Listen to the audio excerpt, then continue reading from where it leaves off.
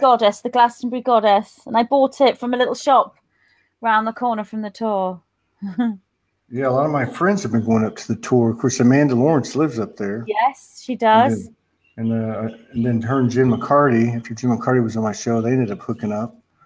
And they've done a couple things together. Okay, we're live. Let's see if this is working. Yeah, a lot of my friends have been going up to the tour. Oh, that's me. That's you. Hello, everybody. Hello, everybody. Let's see. We got 5 and 7. It's going to go up a little bit. We're going to give you a minute or so. Hello, everybody. I'm not my normal self today, so I can't read all the names coming in. But we've got a great show today, and it's a special show. And Magenta doesn't even know why yet. But it's all good. There's no coincidences. So let me just say hello to Primi Christ. How you doing? Susan Anthony, Lisa Finelli, Robert Orth. Thank you for all your great posts. My brother, Michael Van Patten, Deborah Denori, Nasia Sia, Elizabeth Rudwick. Look forward to having you back on. Donna Gentilozzi. Amanda Lawrence is in the house. Rosie Neal's in the house. All right. So we got 20, and they're still coming. I can't keep up with them, but that's okay. Let me just say, too, if you guys, these shows resonate with you, please share. We've been suppressed a lot by Facebook and YouTube, which is going to lead me into another quick announcement. I believe this is our, if I'm not mistaken, this is our 680th show on this format in the last, I think, 17 months. And this is the second time we've had Magenta Pixie on, and it's a pleasure to have her on today. This may be the last show we do in this format. We may, from the next show onward, be doing everything from an independent website, which will eventually be available on a handheld. And we're going to encourage, as we've talked to many people like Magenta, encourage them to join us and get out from under any type of, for lack of a better description, matrix controlled or constricted media. Our own server, our own signal, and our own URL shared by people like Magenta and Soulogy and so many of our other brothers and sisters been out there doing the work in groups so that we can begin to turn the corner on this 5D commerce and the new frequencies that we're all walking in now. So without further ado, let me just welcome the beautiful Magenta Pixie to SoulSpeaks 5D again. Thank you so much for honoring us with your presence and sharing space with us today. Thank you, Todd. Thank you for asking me back. Love your shows. Lovely to be here. So thank you. You're very welcome. I want to say, you know, I've really noticed you put out a tremendous amount of work. You know, I keep my eyes on everybody just because of, you know, video production, you know, ideas. I like to see what people are doing. Content, of course. But the magnitude of the volume of what you're putting out is just like, whoa, man! I thought I was a workhorse. And the other thing I wanted to say too, which I'd like to get into a little bit, I really admire you because you know, you touch on some issues that not too many quote unquote light workers want to talk about. I admire the fact that you can talk on these issues. And also, you know, I admire that because you do that from the standpoint of what really is, you were talking about sovereignty a minute ago, really is sovereignty. And not to sound bad or harsh, but not caring what other people think. You're putting out the best that you can, the best information that you're getting, you're sharing it, and you're moving forward with it, and you're not looking back. And so that takes a lot of, that takes some big etheric balls. You know, I mean, it does. And so I just want to give you big props for that, you know, because it takes a lot of guts. Well, thank you. First of all, that's really nice of you to say you thought I was putting out a lot of work, because I actually thought perhaps I wasn't putting out enough. So that's good to hear. I mean, it's been Christmas and I've kind of thought I would have liked to have done more, but you know, you have family and that sort of thing, and more social events going on in December than normally. So I'm looking forward to getting back more into what I do now that Christmas is over. Yeah. And you know, about me speaking about certain things that other light workers won't speak about, I think there are so many individuals who have these knowings within them, and if no one is speaking about them, it makes those individuals feel as though they're alone in their opinions. It may make them feel afraid and scared to voice their opinions, and somebody needs to say these things. You know, somebody needs to be able to speak, and as long as you speak accurately and in alignment with where you see your truth to the best of your ability with authenticity, then there's nothing to be afraid of when you do that. But I do understand it's difficult to get up and speak in front of people, and it's difficult to write statuses that, you know, lots and lots of people are going to comment on, especially when you know that they're going to be controversial. Yeah. When I first started studying spirituality, going back sort of around 1992, 1993, I started reading a few of these books that my brother had.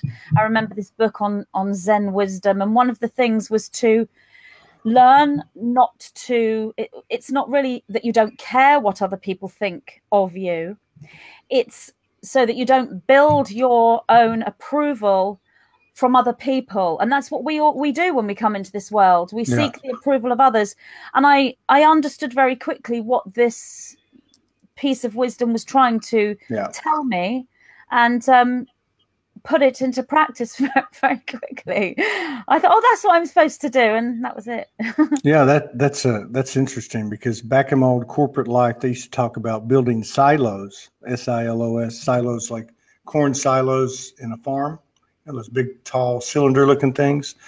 And I asked the guy, so what do you mean by that? He said, well, because a manager will build his own silo, his own following, and it only encompasses that little area that he or she has jurisdiction over. It doesn't work. So what you're saying is very, very true.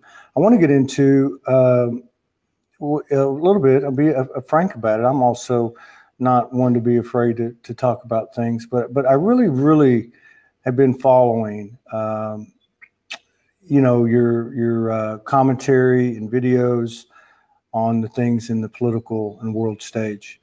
And at first I was like, wow, what's she doing? And then I started to, then as I got to see more and more, because I could see the pure intent, there was no doubt about it. And of course, just very recently you put one out, and it was about Trump. And let me just give you my take on it, and tell me what you think, and add or subtract from it, because I'm not sure I got it exactly right. But the reason it really appealed to me is because you were speaking about, why do we have Trump? And then and really what you were talking about is, you were talking about a collective energy. You were talking about it from an energetic standpoint. You weren't talking about the superficial. You weren't talking about the egoic. You were talking about, from an energetic standpoint, this is a representation of where we're at. And it could be it could be something else, or it could be this, or it could be that, but this is where we're at. So don't get lost in the individual. Don't get lost in your politics, And I thought it was done very, very well. But I think that's really where you're going with this, even on the Kavanaugh stuff and that type of thing, is you're talking about, what are we looking at in the collective from our energetic eyes? Does that sound about right? What you were trying? That's exactly right. Because as a person, I can be honest with you all, I don't really know that much about politics. It's not something I've studied. It's not something I've been interested in. It's not my area of expertise. What I see are the energy constructs, the energy bodies that individuals give off, if you like, the signal they give off, the matrix around them. And I see what that shows me regarding that person's emotions and behaviors and their goals, why they're doing things and how they interact with the environment and with others. And so that's where I'm coming from. And it's not just the individual, it's taking the overview of the whole planetary system, all of the collective consciousness on Earth. Why do we have this situation? It's taking the overview. And to be honest with you, it is the only way to really see the truth. Because if you stay in the ego, you are immersed. It's like being in a forest and wanting to see the tree at the end of the forest and see what that tree grows. What fruit does that tree bear? You can't see it because you're down in the forest. But if you climb the tree and you get to the very topmost branches and look over, then you can see the whole forest. That's the vantage point that you must take. Yeah. And I know you've taken some hits for it. I know, but I just want to say again, thank you on behalf of everybody for continuing with that. And I just wanted to touch base on that because just in case anyone needed some clarity on what you're doing, because I do think it's a powerful thing. And I think there's, we maybe even need to see more of that because we're going to see some more changes and stuff. It is kind of a fine line too, because you know, we're moving into a place, and you brought up the word earlier, that the nine's given you a year of sovereignty. And, you know, again, we were back at square one always, because it's always based on the individual. And it's either an internal solution or an external illusion. And whether that means someone's giving you a pacifier from the external to make your life better and think that everything's okay, such as financial reset or you know, military tribunals or whatever the case is to correct everything, which in essence should follow suit with our internal work and our internal projections, right? But it is kind of a fine line in the way you put it out there to read this stuff energetically. I think is very important because we can't, it's almost impossible to turn our head away from what's going on or what's potentially being rectified. So I assume that you'll be digging into that a little bit more and more as time goes on. That will depend on what is happening in real time on this planet. I won't go into things if I don't feel that there's a significance for that. It's very much like going with the flow of what's happening. And when something rises up before me that I see is a pivotal event and that there's a ripple event from that, then I will know to go into that. There is so much that needs to be spoken about with the work that I'm doing with the nine. So I do take my lead from them. But I would imagine from what is coming that me commenting on Trump, that was not the last comment I will be making. No. So I would imagine I would be delving into that some more because he is so significant as the president of the United States because of what he's representing, as you said, where we are collectively. That's an absolute representation. And this is why the nine are calling 2019 the year of sovereignty. The sovereignty is becoming sovereign ourselves. And it's an easy word to just say, but being sovereign actually entails so much. And it's not just about being sovereign individually. It's about the physical third dimensional realm mirroring that sovereignty. So we're becoming sovereign on a third dimensional level as well, which is very, very liberating. And it's what we all want. Yeah, absolutely. Regardless of where we place our faith, it's what we all want. Now, when we were talking about sovereignty before the show, I told you that Morgan had been calling the 2019 year of expansion. We kind of said, you know, some of these words are synonymous. We both talked about the creative spark, the creation aspect of our potential of 2019. Can you talk a little bit to that? Do you feel like we've reached a point now, or at least some of us, where our creative abilities are really going to start to kick in? I will even say at a somewhat supernatural level. Yes, that's exactly what 2019 is presenting to me. It's exactly what the 9 have been talking to me about, especially over the last few days. It's what I've been seeing in dream time. So if you imagine we're coming into 2019, it's actually New Year's Eve tomorrow, and the next day we are at the beginning of 2019. So the question on the majority of individuals who see the wider picture, the awakened individuals, many will be asking, what's going to happen in 2019? What are we going to expect? What can we be looking forward to? Or, you know, is this going to happen? Is that going to happen? And when these questions are presented to the 9, what they've come back to me and said is, if you can change that question from what's going to happen in 2019 into a statement, and that statement is, we can create what we want to happen in 2019. That's the energy. So it's not really we change our question to a statement. What we're doing is we're changing the energy of questioning, which is, we don't know what's going to happen, please give us an answer, to we take our power and we create what we want. So that is why 2019, and it's been that way for many for a while, but with you said your friend mentioned the year of expansion, and I think collectively what's happening here is an expansion within the collective consciousness of the aware individuals. More and more people are joining that awareness. There's like this sort of ripple effect where an individual is non-awakened, and regardless of which area of life they go into, something, and often it is political, something triggers them into reevaluating what they thought was true. So they go out there to look to find out what these questions, the answers to these questions that they have, reevaluating their beliefs. And when they do that, they discover a whole new truth in front of them. And then they go to another level of awakening. And then those people stay there for a while. And we may know these individuals as truthers, if you like. These are the individuals that are aware of the control structure. They're aware of the cabal. They're aware of the whole Donald Trump cabal fight, if you like. But they kind of stay there.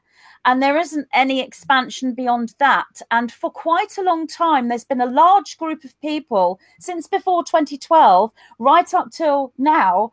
There's been a large group of people remaining in that mindset, which I would say is 4th dimensional. Those individuals, there's a big wave moving from the 4th dimension into the 5th dimension. Those individuals are moving into awareness. It doesn't mean they're becoming spiritual, if you like. They're not going to suddenly start believing in unicorns and angels and talking about 5D. But what they're doing is integrating that frustration and anger and moving into that surrender and that acceptance in whatever way that may be. So that is where there is an expansion within the collective consciousness of humanity. There are more of us now, as well as an expansion occurring within our own fields and our own minds. And that expansion is very much this bilocational consciousness where we're able to see 2 opposing perspectives simultaneously, which when there's a critical mass amount of individuals that think that way, it does create a bifurcation of timelines, this 2-world split. That is and has been for a while tipping into this trilocational consciousness where we're embracing 3 different concepts, creating a trifurcation of timelines, and then that moves into the multi-locational consciousness, multification of timelines. That's kind of where we are. And that also applies to the DNA formation from double helix to triple helix, to beyond the triple helix into the infinite helix. This is all really coming into awareness in this next year. Yeah. There seems to be a big part of this is being totally vulnerable. And to me, and this has occurred for me in the last 10 days or so. And it's beyond surrender. You know, I mean, I spent a lot of time saying I surrender, but over the last few days, it's like I've let it all out, and it's felt like a natural, you know, dance with the universe, and it's this vulnerability that, you know, you said acceptance and allowance and surrender, but it's a place where you literally trust 100%, and you don't even have to think about what you desire, because it all matches you anyway, you know, something like that. Do you think we'll see more of this type of frequency out there? I mean, or is this something that might be unique to me right now? We will see more of it, because this is one of the stages of awakening, of ascension, of enlightenment. In the Bible, it says, suffer the little children to come unto me.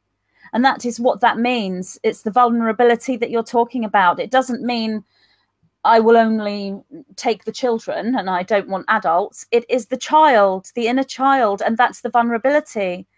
This is when you kind of go full circle and come back to this unity with Source.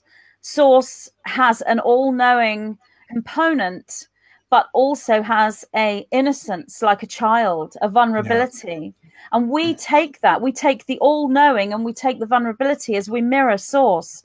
That is part of that sort of God self-expression, if you like. So we will see more of that, because as we have this fourth dimensional shift from those truthers, if you like, moving from that mindset into more of an awareness, there's a ripple effect. And so those that are in the first harmonics of the fifth dimension will shift up to the middle harmonics of the fifth dimension, and so on and so forth.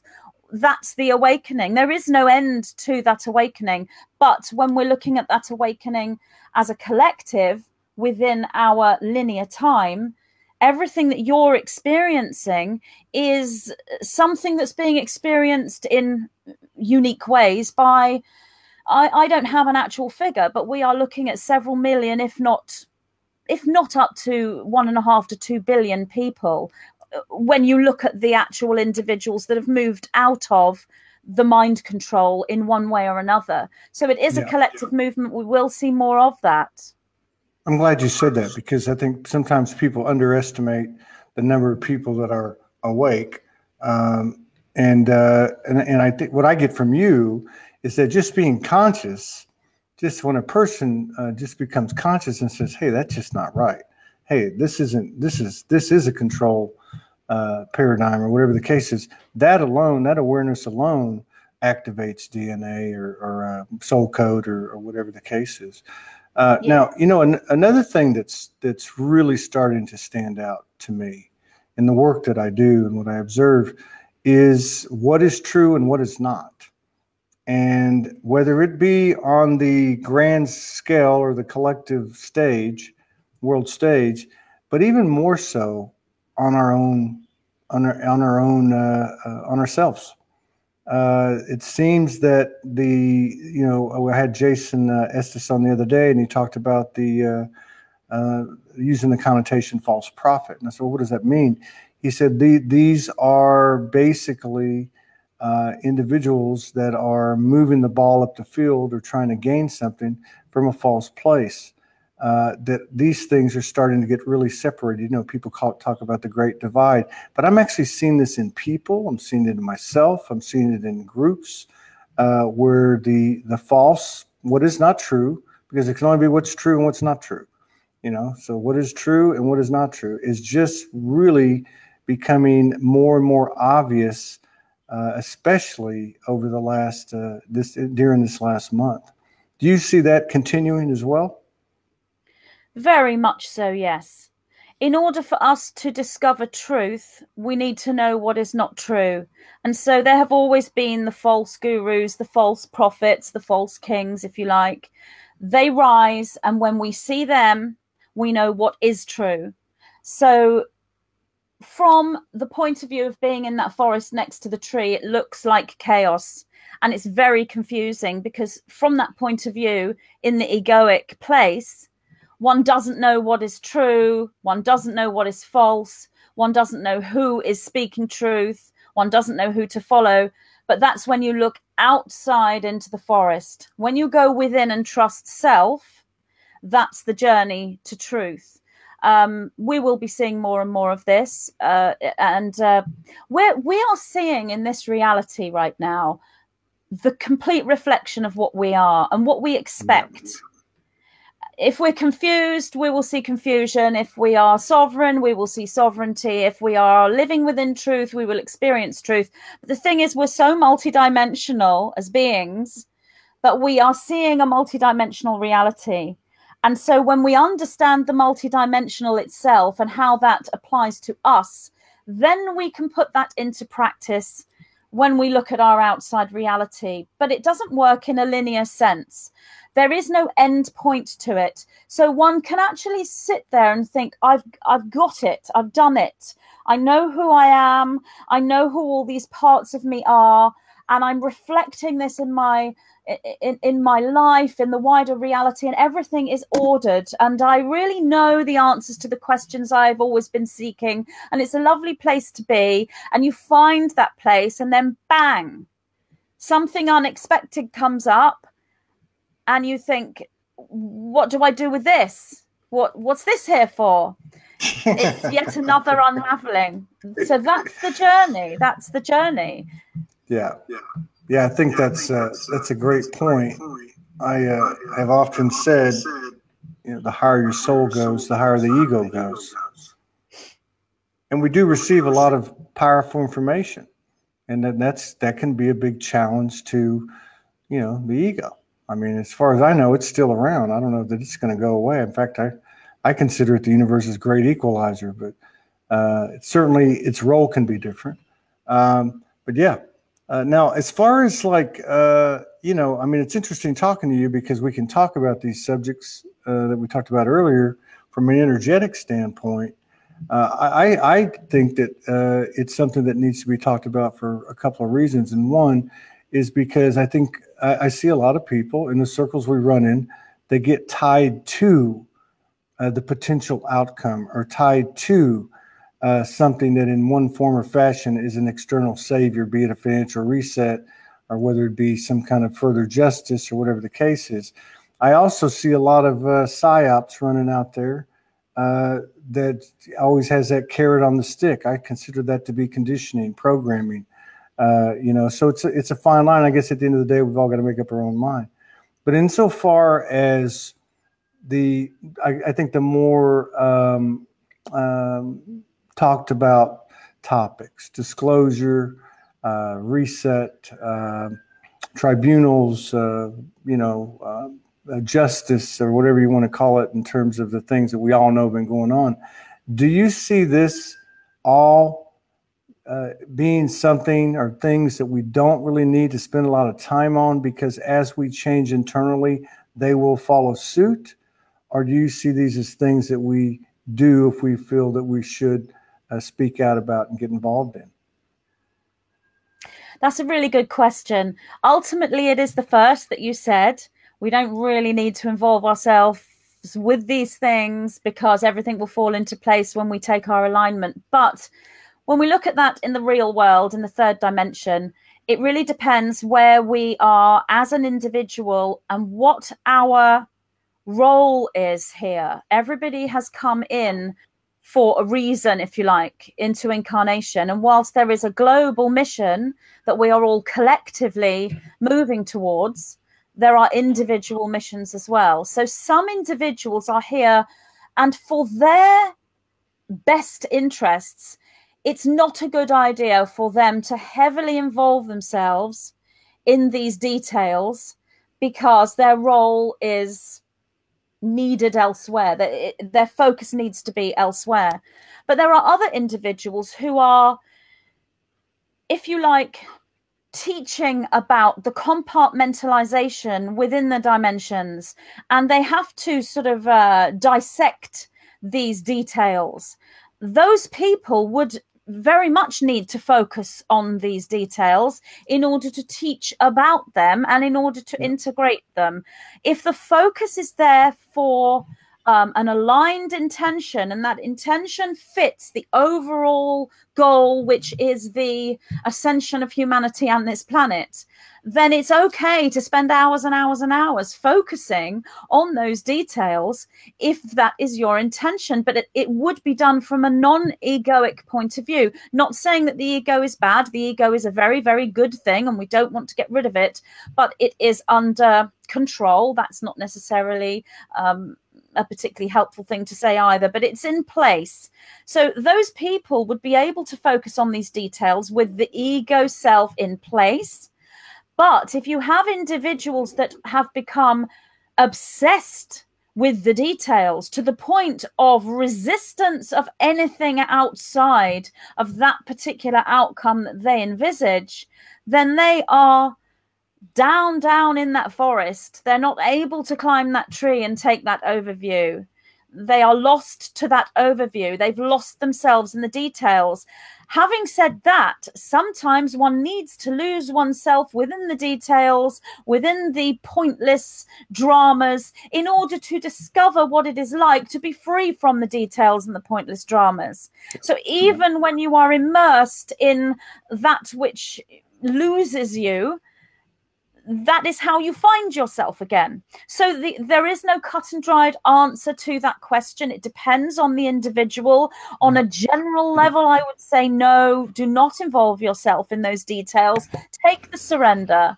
And on a collective level, if you want to look at the collective awakened humanity, the ones that are fifth dimensional, those individuals are not concerning themselves with details unless they are teaching about them in their various way. Those individuals understand about surrender. They understand how to focus on what they want, but they're not focusing on arrests of individuals, deaths of individuals. They're not focusing on revenge. They are focusing on evolution and all that that entails, growth, expansion, and basically the returning to the divine blueprint that we are supposed to be returning to. That is our ultimate desire. When they focus there, everything else falls into place, and they know that. So the answer to that question is predominantly no, but it would depend on the individual. Yeah. And then, and so those individuals, they understand that, you know, what they're doing by service to self, which is simultaneous with service to others, really, that alignment, you know, from the core of the universe, which is ourselves, that takes care of everything. So there's no, but now you're saying that there's that fifth dimensional wave, and then there's that truther wave, which is fourth dimensional moving into fifth, right? And you feel like that number is a pretty good number, like a 1 to 2, could be 1 to 2 billion. That's very. Yeah, when you're looking at everyone that has a level of awakening, so we're looking at anyone that has taken some aspect of themselves, some aspect of their consciousness or being outside of third dimensional reality and has touched upon a higher dimension. When you look at all those individuals, it's very difficult to say the number because it fluctuates all the time. It's a heartbeat. So you could say, oh, we're at 1 billion, and 2 seconds later it could be 2 billion, and then 2 seconds later it could be 1.5 billion. It is a moving heartbeat, but that's roughly where I would say we are when we're looking at everyone outside of third dimensional awareness. If you want to look at the individuals that are in a state of integration, or at least understand what integration means and understand what unity means. And there are many who understand unity, who have moved to unity, who exist within the fifth dimension, and yet they reject separation, they reject the third dimension. So they're not integrated either. That's not a bad thing. It's just the way that they have gone. So they need to come back and integrate the third dimensional self to understand separation. Separation is a bad thing. Separation is a good thing. You see, it's both. And a lot of people from unity are in resistance to separation, but they have discovered unity. So when we look at the waves, the amount of individuals who have found the core balance and are in that trilocational into multilocational consciousness, then the number is less with those individuals, much less. However, they are the individuals who have a the cellular structure of their bodies have a wider wavelength, almost as though they radiate, well, not almost as though, they do radiate a signal. And that signal goes much, much further. So although they are lesser in number, the frequency, the vibration, the collective heartbeat that they give out as a smaller group is wider than all the other groups on the planet. That's an extraterrestrial signal, if you will. They are the extraterrestrials. They're not terrestrial anymore, even though they might be terrestrial physically. They have moved beyond what we have known since the beginning of known history as human. They have moved into the true organic human, which is more like what we would perceive as extraterrestrial, because it's extra dimensional, ultra dimensional, and they are much fewer in number but greater in frequency. And they're the ones that are controlling.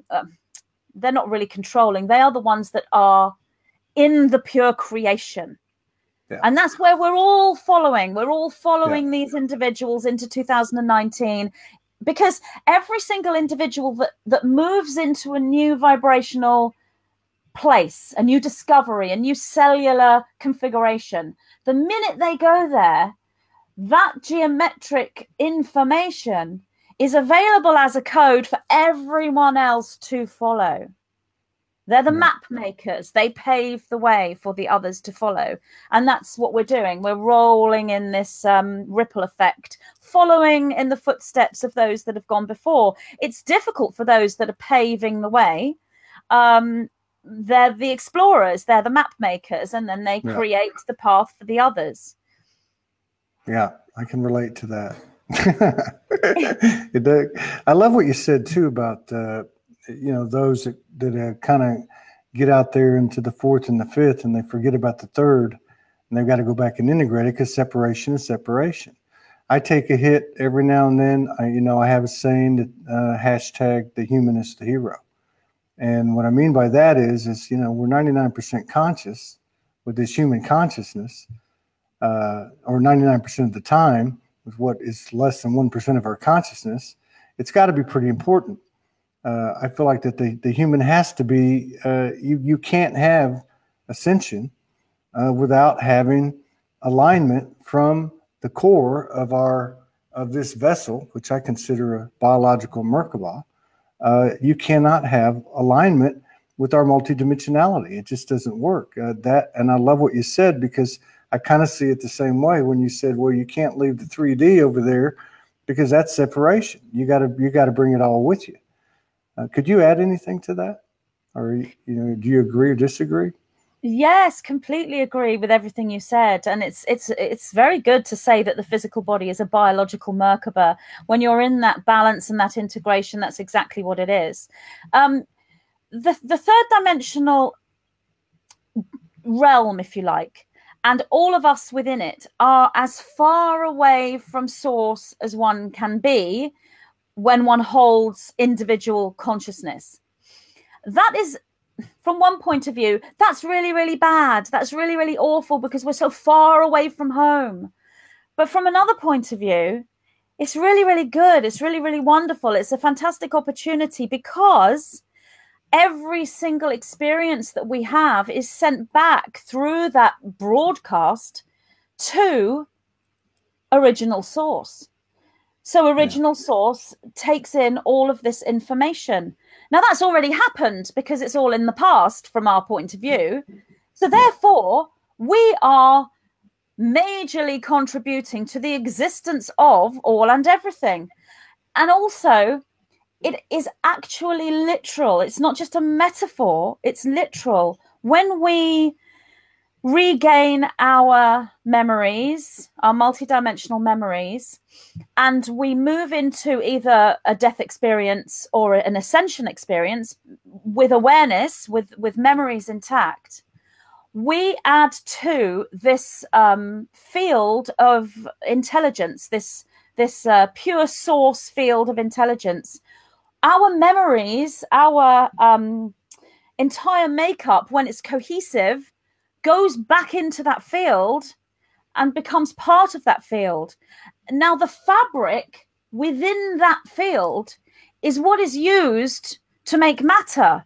It's antimatter fabric, it's plasma, antimatter, plasma, fire, and the fabric is used to make matter. So it's the fabric used to build universes and stars and planets. But that fabric is made of our memories, our cohesive memories. And we can't do that without being physical, because we have to lose our memories in order to regain them, create cohesiveness within those memories. And then that is what is called individualization. When we individualize, we then take individual memory into that field, expand it, and that fabric creates universes and stars and dark energy and dark matter and gravity. That's what we do. You know, I read a statement earlier by someone on Facebook who said, people don't seem to realize how insignificant we are in the universe. You know, compared to an extraterrestrial that has the ability to travel to another solar system, they are as a god as we are a locust, I think he said. Yeah. Bless him, right? But that is so far from the truth. It's the farthest from the truth that you can go. But it's okay, because that person needs to go so far away from the truth in order to come back, to boomerang back, to find it. We are more significant than most of us on the planet realize. Very few of us are aware that we create stars, and that we create gravity, and that we create dark matter, and that we create universes. We are creators. So when you say about 2019 becoming a year of true creation and expansion, well, that's why it's the year of sovereignty, because within our sovereignty, we become aware of what we are and who we are and what we are here to do. And that awareness is sitting there in the year 2019 and into 2020, and it's just bubbling up. So there's all these epiphanies going on in these individuals who are coming to this realization, watching shows like this. They're all out there, or just having dreams themselves, and their own source and their own guides are showing them these things, because the higher guidance can't come in and just say, hey, guess what? You create gravity, you create stars, you do it through your memory, individualization. They can't do that, because that's against free will.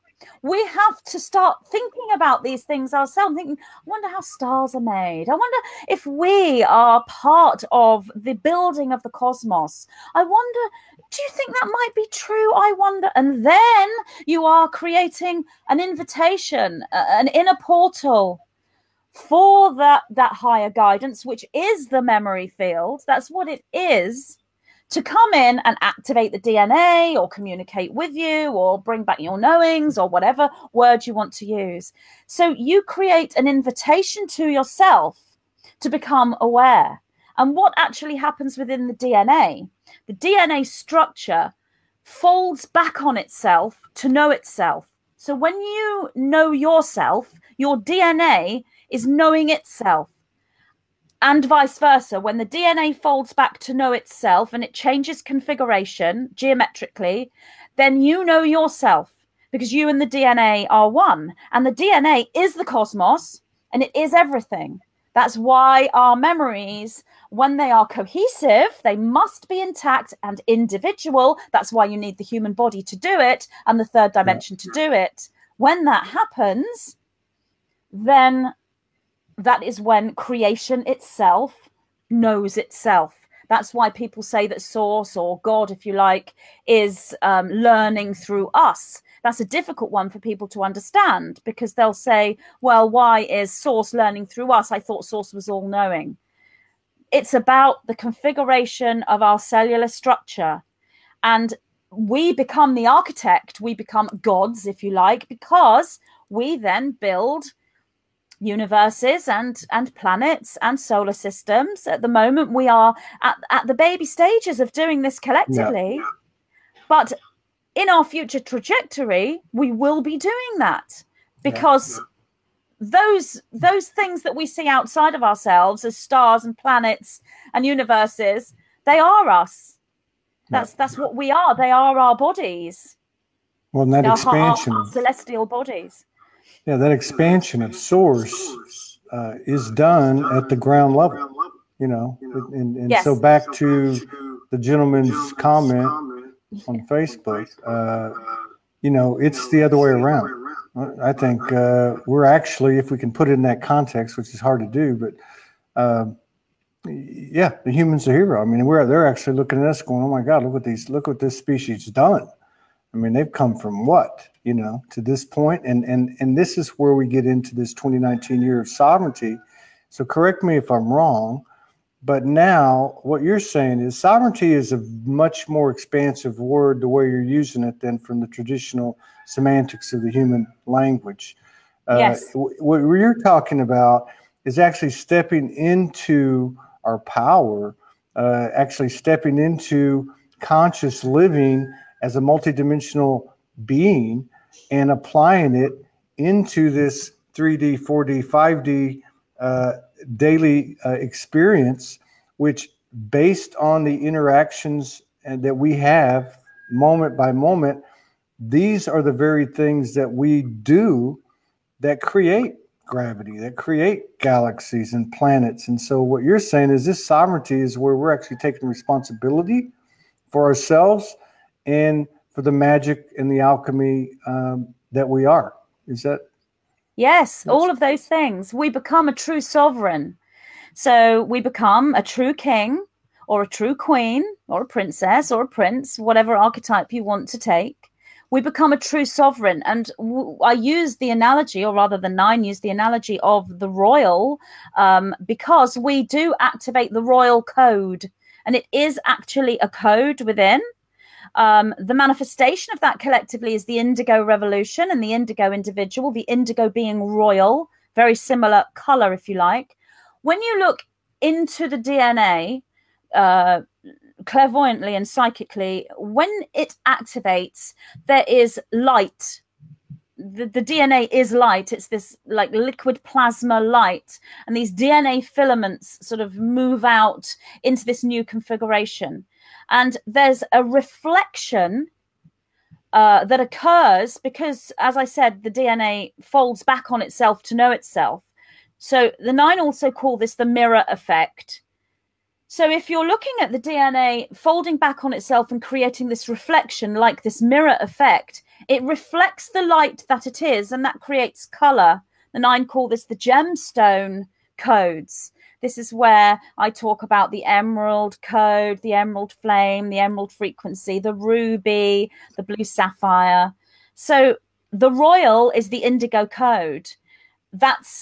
So when I say you're becoming a true sovereign, you really are becoming royal. And what royal means, the true royal individual was an individual in physical form, if you like, but also in non-physical form that serves the whole. The royal is not one, the sovereign is not one to stand and ask for others to bow down to them, give them all their money, and if you're lucky, I might let you have a bit for yourself, but I'm going to keep most of it. That's not how the true royal is. The true royal is completely in service to the whole, to the other, and they're in service through the fact that they hold the royal code, they hold the activation. They're one of the individuals I talked about who have this broadcast signal, and that frequency broadcasts out. The map makers, they create the new geometry, they create the pathways for others to follow, for others to catch. And that code, because it's able to fold back on itself and know itself and replicate itself through this mirror effect, when, say, we've got someone called Jane who holds the royal code, and then Janet stands next to her who doesn't hold the royal code, but she is fully open and cohesive and ready to catch it, that royal code just is replicated within her. Just like if you have a guitar and you play a string of one guitar, the other string on the other guitar will vibrate. It's the same thing, known, I think, as cymatics as well. So that will jump to the other person. That's what's happening. That's what's happening across the whole planet right now. That's becoming sovereign. And putting that into practice in third dimensional terms, it is knowing that you are the fully empowered individual within your life. It's not that you don't care about anyone else. You do, you love them, but your own sovereignty, your own power, your own knowing takes precedence. Yeah. Above all things. You can ask other people for their opinion and for their assistance and for their help, and you can bounce ideas backwards and forwards with them, but the ultimate decision, the ultimate knowing comes from you. And you will find that if you follow the advice of someone else, or you follow the decision made by someone else, and you're doing it out of a sense of duty, or because that you think that person might know more than you will find that things don't work out for you. Even if that person is right for them, they're not living your life. They're not living your reality, and it may not be right for you. So unless you fully, resonate with that person's advice, always take their advice and come back to what feels right for you. And it is very much a feeling, and it's a leap of faith, because sometimes you can have everyone around you telling you one thing and saying to you, Todd, you're wrong, mate. This is what you got to do. And you can have 100 people telling you that, and still inside it doesn't feel right. That's because it doesn't matter how many other people tell you what's right. The sovereign one is the one who makes the decision for himself. That's right. And it's coming from the DNA, from the cellular level, from the cosmic level, the celestial level. It is the level of the light body. That's what all that means about the light body, the rainbow body of light, all of those new age metaphors or religious metaphors. They are all saying the same thing, which is we are coming back into a configuration as a human race that we lost, if you like, that we had taken from us, or whatever metaphor you wish to use. We are moving back into that configuration. And in 2019, the year of sovereignty, is when this really becomes realized on a large scale. And I think that's going back to what we talked about at the top of the show, what Jason Estes brought up with the false prophet thing, which again takes on a wider, as our awareness grows, takes on a wider meaning. And that is quite simply that as people are gaining their sovereignty, this is not a separation thing. This is not a good or bad thing. This is just a reality as part of our evolution. And that is that they're going to fall away from giving their power up, because we're talking about empowering ourselves versus disempowering. And even in that disempowering paradigm of the yogis and the gurus, it was necessary. I mean, it was part of our evolution.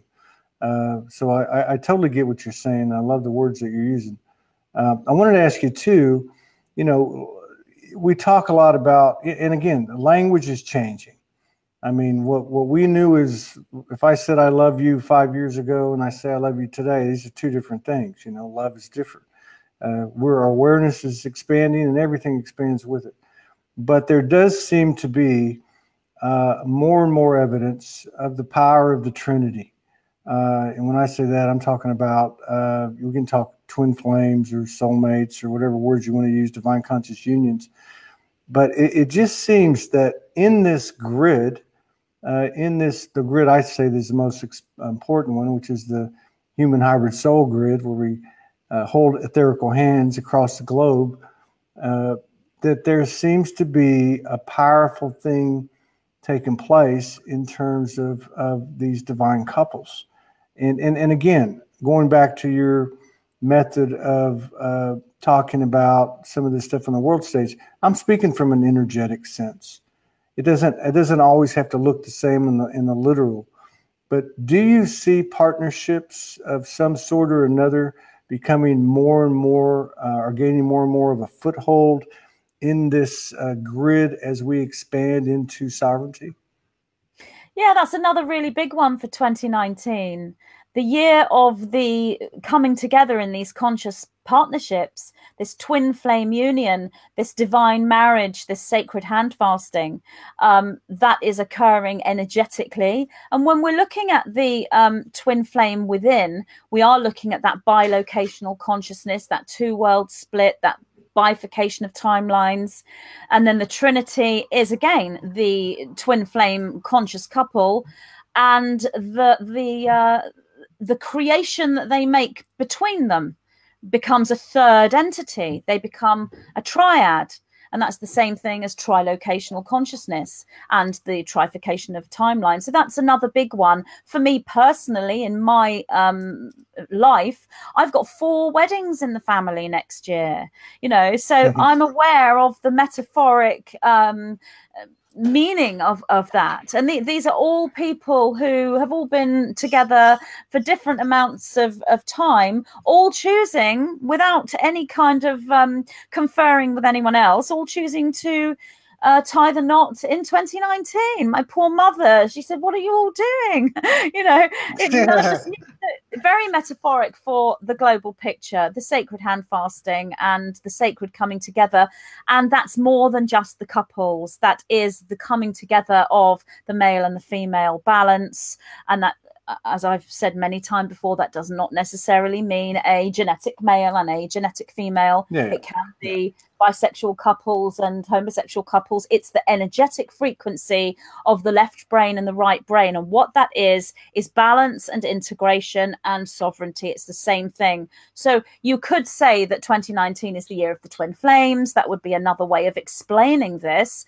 But going further to 2019 is the year of the Holy Trinity, the trine, the triad. And we had a very big awareness of that back in August last year when we had this Lion's Gate. There was a very large seed point awareness amongst the aware humanity of that Trinity and of that trine. Even if individuals didn't necessarily know what that meant to them, they were seeing that everywhere. You say you've been seeing numbers a lot and you're seeing 222.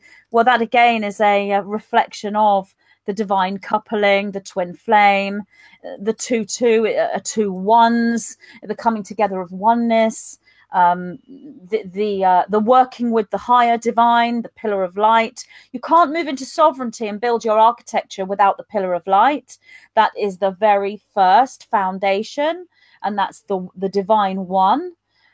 So there are many, many ways of analyzing all of these things that are occurring. And really, I think with 2019, it's a case of 2018 and 17 also looked like chaos. And it was chaos to many of us, even those who were awakened.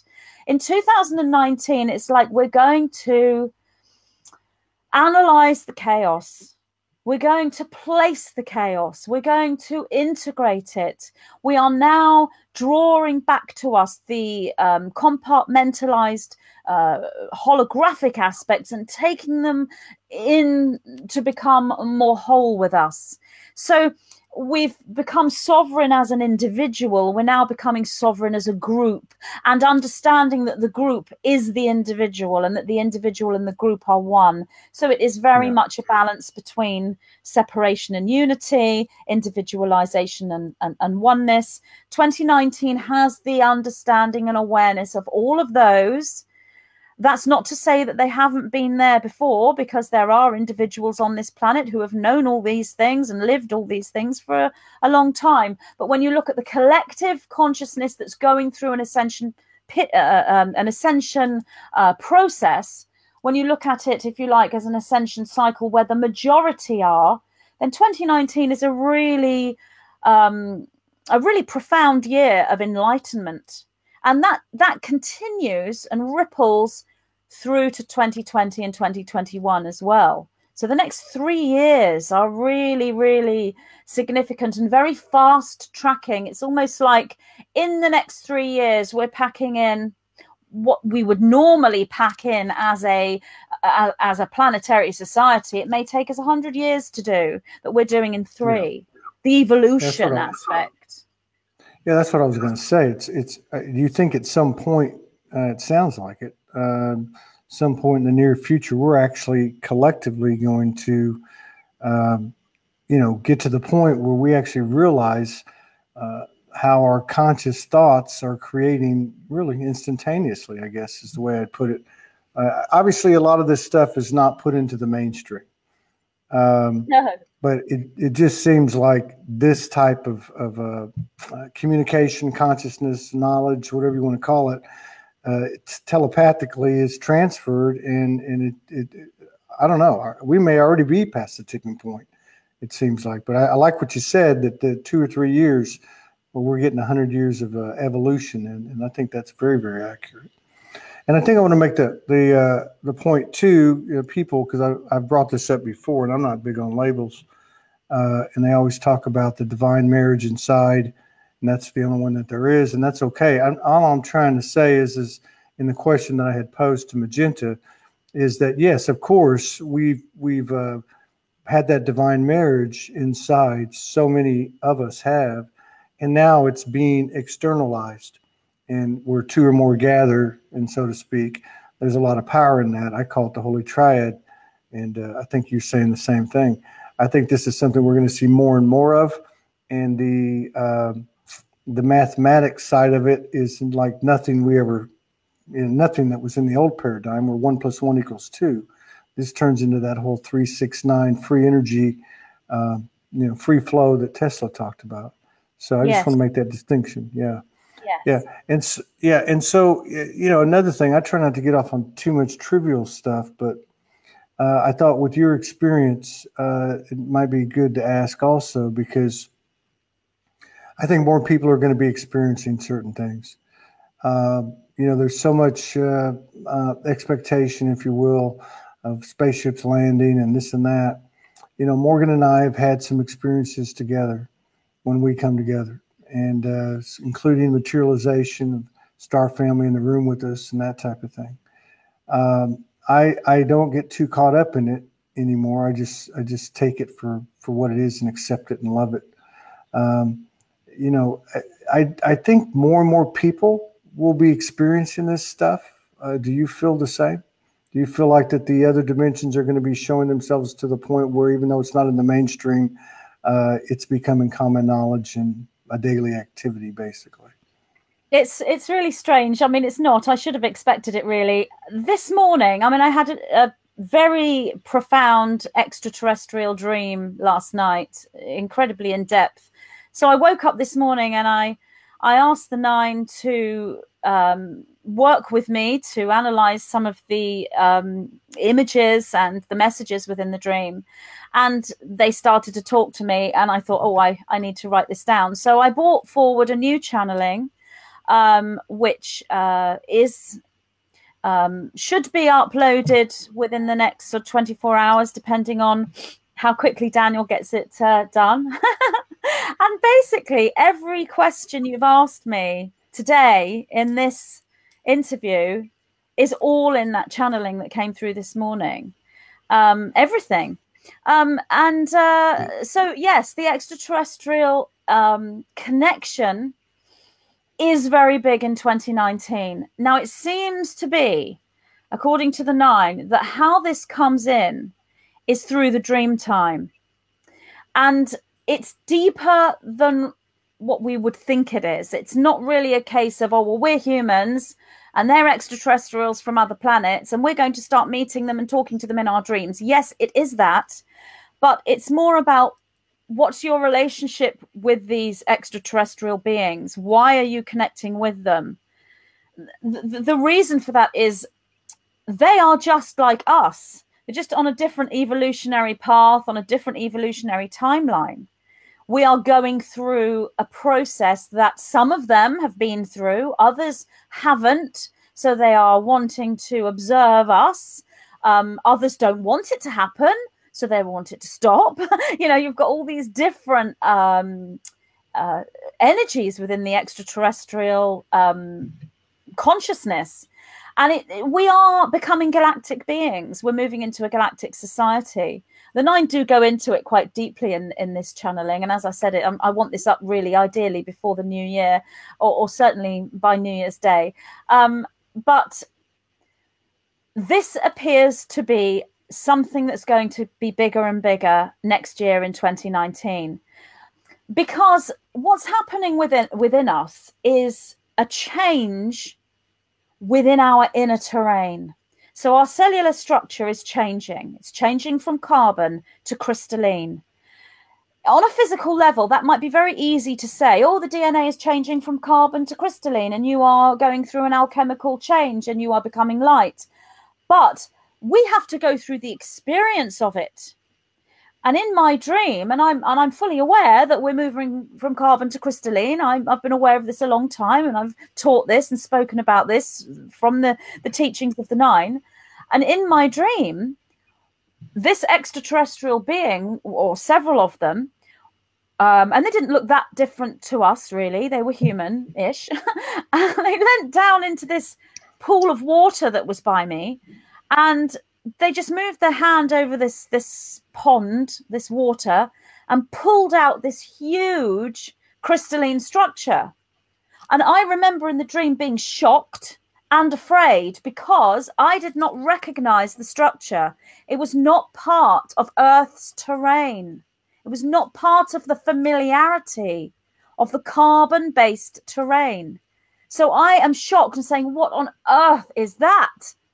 I'm frightened, not in terror, but I'm running away and hiding and drawing the curtains, and I don't want these extraterrestrials near me because they're changing the terrain. It wasn't until I woke up and analyzed the dream and the meaning of the dream with the 9.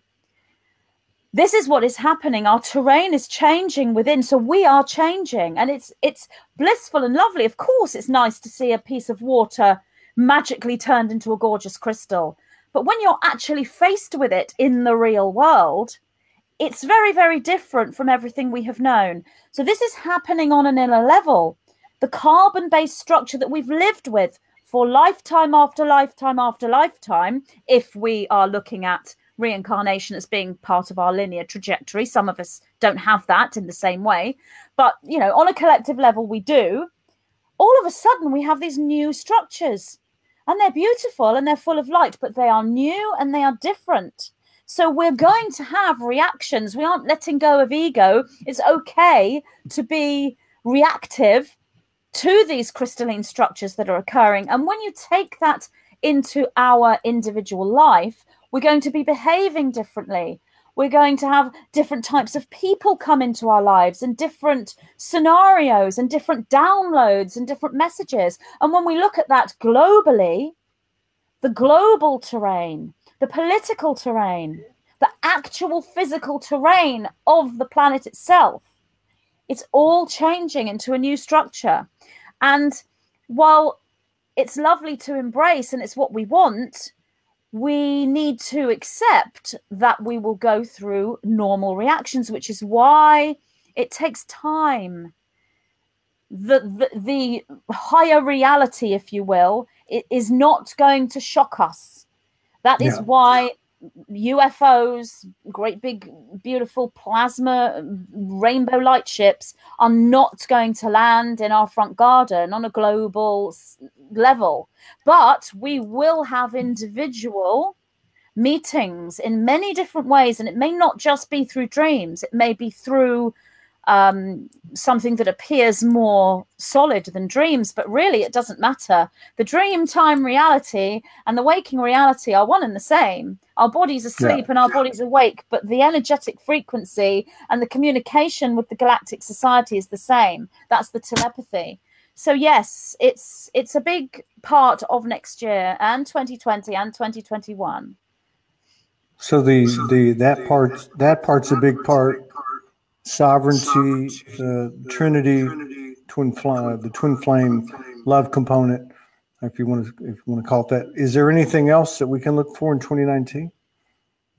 Well, there is the darker stuff as well.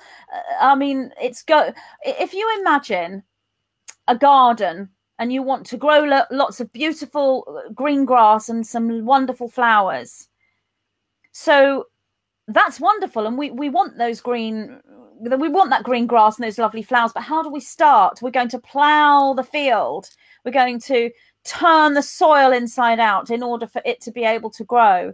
So, you know, that side of it is there as well. There is going to be some big upheavals as well, which is reflective of the internal inside of all of us. Either it's happened or it's going to happen to. Yeah. Everything. I mean, somebody asked me, is Trump being president? Could it be a reflection of our collective consciousness? And I replied, everything on the world stage is a reflection of our collective consciousness. And our collective consciousness is in the state of evolution that it is in because of what is occurring on the world stage. It's a two-way movement. Yeah. It's like you said, it's the individual's attached. I mean, it's one and the same. It's about living in harmony with our environment. Our environment and us, we are one. We are not confined to this physical body. We are in our environment. Did I just hear a cockerel crow in your... Oh, yeah. There's a whole bunch of them out there. Have you got cockerels? Oh. No. They're all over the island. Oh, really? How lovely. Yeah. Oh, that's just, they're outside your house. Yeah, they're all out there. They're all over the island, everywhere. Wow. When I arrived here, it's very interesting because the cockerel crows at dawn, and what we're talking about right now is a new dawn. The cockerel crowing is the waking, the sound we wake to.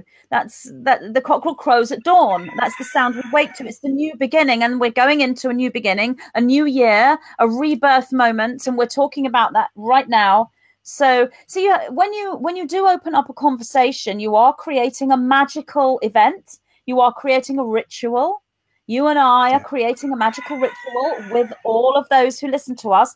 And so we would take note of any sounds that would come into that circle and look at what that may mean. So, yeah. That's right. The universe is constantly communicating with us. All right? Yeah. And I love what you said. Yeah, because it is part of this. Because they weren't doing it. It's well beyond the physical dawn here. Yeah. So I don't know why they started doing it right now. One other thing I want to get to before we sign off is just energy in and of itself. One of the things that I find really intriguing about you is that you don't talk a lot about lifestyle. You seem to, either between the lines or maybe I've actually heard you say it or write it, but you seem to really attack, that's not the right word, approach everything from an energetic standpoint. Everything is the same energy. You either buy into that 100% or you don't buy into that 100%. I've seen it in my own life, especially in the last 12 months, the conversion of energy. We can call it alchemy, magic, whatever we want to call it. But I just noticed that about you, and it intrigued me. Because, and I'm not taking anything away from anybody, because I've got a lot of friends that advocate, what we might call healthy lifestyles or this or that or whatever. But it seems to me that everything is the same energy. And we can either begin to approach it that way, or we can continue to delay it. I'm one to try to, the straightest point or the quickest way between 2 points is a straight line. So, what are your thoughts on energy? And do you think we'll see the expansion of ourselves as energy beings or conscious energy beings this year? I mean, absolutely. Everything you said is correct. And everything is the same energy, different creations and manifestations of that energy. And really, for those who have already understood that, 2019 is a continuation for them, because those who truly understand that energy are in that 0 point field. There isn't any passing of time for them even if they're embracing the linear reality, which if they're in integration, they will understand about the movements of time, but they will also understand about 0 point. And therefore, they're not going to necessarily see each year or each month as having specific new codes for them. They will be very much within that 0 point where all years and all time is one. So for those people, it is a continuation. For the people coming into this as a realization in 2019, that's where I see more people coming into the understanding of that energy. But you talk about lifestyle, and that is very important also. The lifestyle we live is that which gives us the ability to become integrated. It's no good looking at everything as being one energy and looking at unification if we are living a lifestyle that does not honor those around us, our environment, our families, our pets, and our own body. So it is very important to follow a healthy lifestyle that will be individual and subjective to each person, but it is important to use the tools we have around us. So although I don't talk about lifestyle that much, it's very much part of it. And living healthily, that doesn't mean you can't get ill. That is, another issue. We each have our own healing journeys to go through. But utilizing the tools around us, such as healthy food and various forms of exercise or meditation. So yes, our lifestyle and the way we live is very important, and the way that we deal with scenarios in our own families, in our own communities, that's just the microcosm. And the healthy lifestyle and the way that we bring the body into alignment is very needed. It's a foundation. So for people out there who are doing regular yoga, or who go swimming, or go down the gym, or go running, or people who are raw foodists, or people who are paleo, and people who are vegan, anyone, conscious aware individuals that are living sustainably, that reject things like plastics and want to buy biodegradable and sustainable clothing, and all of those things are part of this journey as well. All of these things are part of being in alignment, and we don't come to every awareness at the same time. That's more of the details within the linear journey. So some people might be fantastic with food but have no idea about textiles and sustainability. Others might have been working with sustainable living and haven't done the diet, or haven't done the exercise, or aren't being creative, or whatever it may be. So that's all part of the human journey in the third dimension on Earth as well. It's all part of it. The point is, really, when it comes to lifestyle, what can actually halt your progress is judgment. One person says, oh, this is the way to live. You have to be vegan and you have to do yoga. And if you're, going down the gym and you're eating meat, then you haven't got it right. That's a judgment. You can't make a judgment for someone else. Animal cruelty and everything else is another philosophical issue that has validation. We need to learn as a society to embrace one another and accept our differences. There are many paths to integration and ascension and enlightenment. There's only one path, and there are many paths. So judgment needs to be not taken away, because sometimes we do have to make a judgment when someone has moved outside of a boundary that is going to ripple and affect the whole of Earth and beyond Earth. Sometimes we have to make a judgment in a very fair way, fair justice way. But to actually judge others for their lifestyle, that can actually be a bit of an issue within all these different health regimes. But when you take that away, all of these things are tools to enlightenment. You can find higher awareness through foods, through herbs, through clothing, through meditation, through exercise, through walking, through crystals. So yes, all part of it.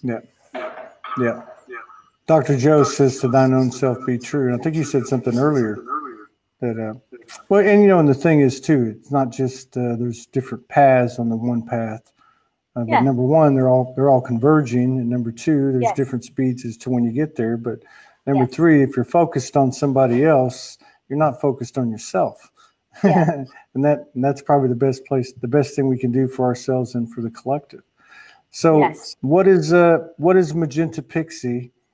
And I must say also, out of the utmost respect, and Daniel, because I know he's an integral part of what you do, what will y'all be getting into in the next few weeks in January? Do you have anything planned? Anything you're coming out with?